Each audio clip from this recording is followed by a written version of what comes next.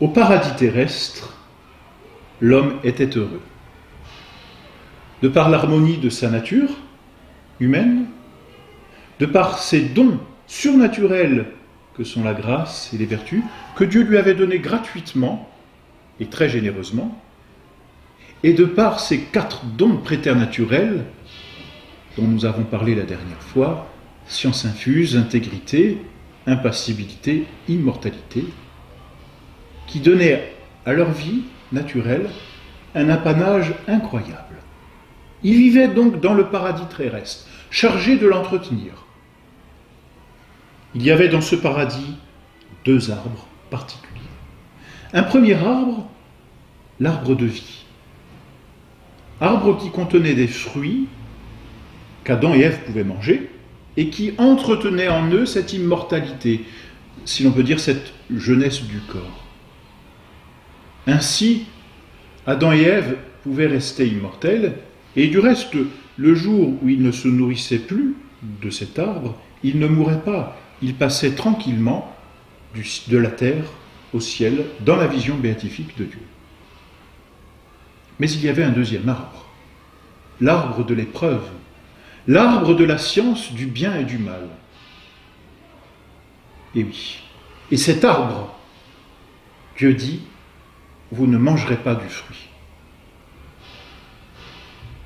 Cet arbre donc était le seul au paradis terrestre auprès duquel Adam et Ève ne devaient pas s'approcher pour n'en pas manger le fruit.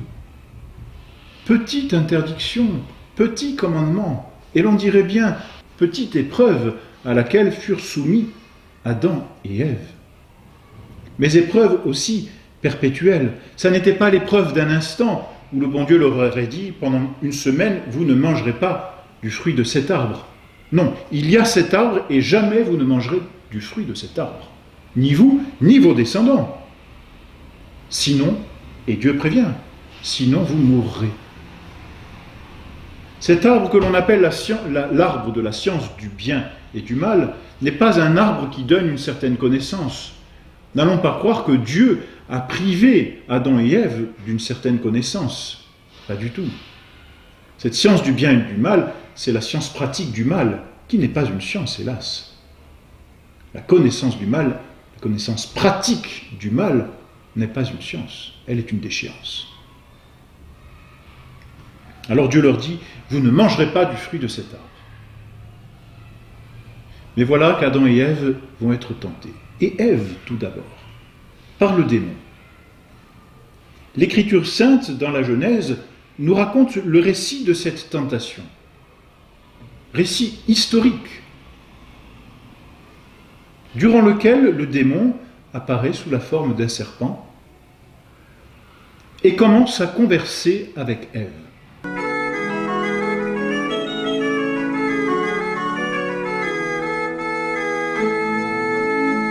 Pourquoi, dit-il, pourquoi Dieu ne vous a-t-il pas permis de manger du fruit de tous les arbres de ce jardin?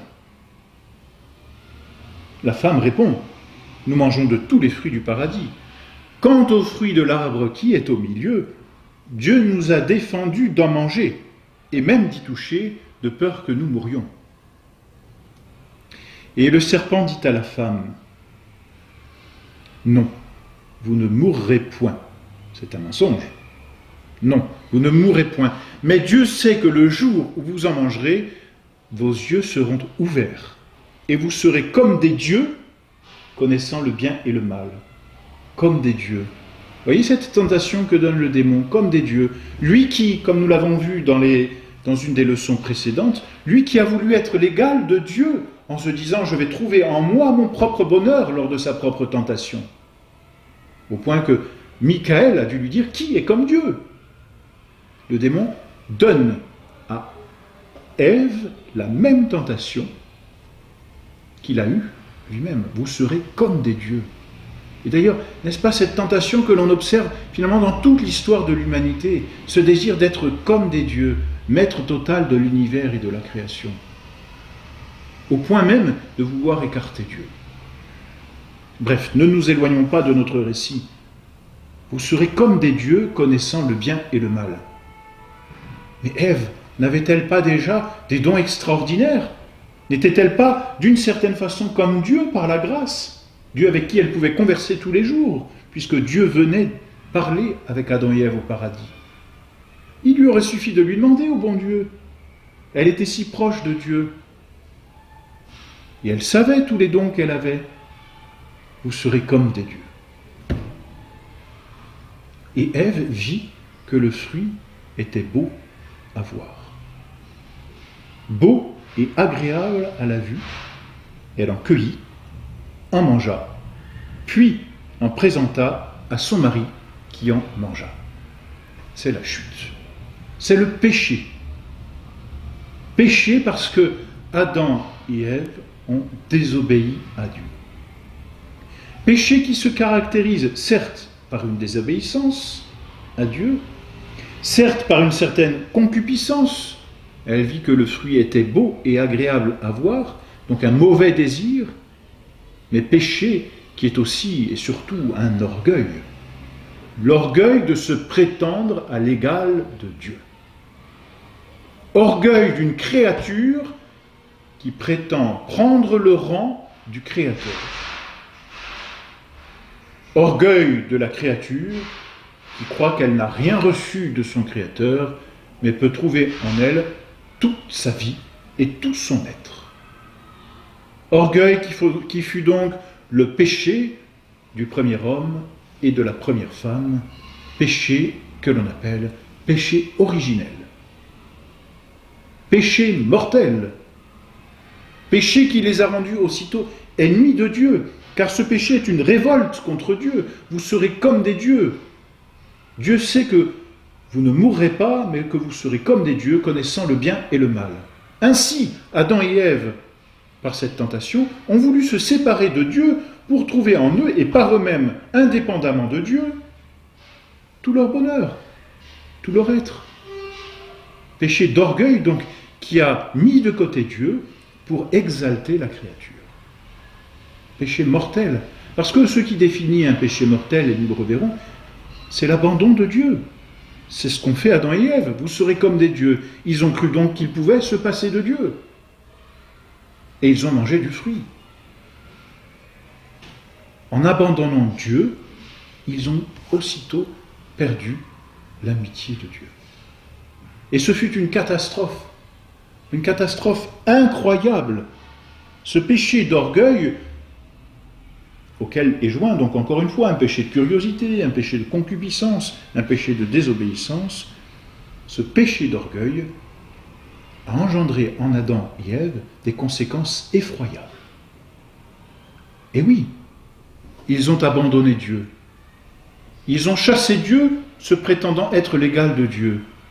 En chassant Dieu, ils ont perdu tout ce que Dieu leur avait donné gratuitement. Tous les dons gratuits ont disparu du même coup. La grâce, les vertus, la foi, l'espérance, la charité, les dons du Saint-Esprit. Tout cela, c'est la vie de Dieu qu'ils avaient dans leur âme. Ils l'ont abandonné, ils l'ont perdu. Ils ont perdu ces dons gratuits. Mais du même coup, ils ont même perdu les autres dons gratuits préternaturels. C'était gratuitement donné par Dieu, généreusement et abondamment. Chassant Dieu, ils ont chassé en même temps toutes ces gratuités que Dieu offrait. L'Écriture leur dit, leurs yeux s'ouvrirent. Et ils perdirent ainsi la science infuse, ils perdirent l'intégrité, c'est-à-dire que les passions vont commencer à se révolter contre la volonté. Ils perdirent l'impassibilité et ils perdirent l'immortalité. Leurs yeux s'ouvrirent et l'Écriture souligne, ils virent qu'ils étaient nus. Bien sûr, ils se voyaient nus auparavant, mais il n'y avait aucune concupiscence auparavant. La volonté, par le don d'intégrité, mettant tout en ordre harmonieusement. Il n'y avait aucune tentation, puisque l'inférieur était ordonné au supérieur, c'est-à-dire le corps à l'âme et l'âme à Dieu. Mais désormais, ils se sont coupés de Dieu. Alors l'âme s'est retournée sur elle-même, mais l'âme s'étant coupée de Dieu, l'étage inférieur, sensible, s'est coupé de l'âme et s'est révolté aussi. Tout comme la volonté et l'intelligence se sont révoltées contre Dieu, les passions ont dit, nous aussi on va se révolter. On va se révolter contre la volonté. Et la concupiscence est née dans l'âme d'Adam et Ève, et ils virent qu'ils étaient nus. Catastrophe. Catastrophe incroyable. N'allons pas croire que si nous avions du reste été à leur place, nous aurions fait mieux. Ils avaient tous les dons possibles. Mais hélas, ils avaient aussi la liberté. Et donc ils sont tombés.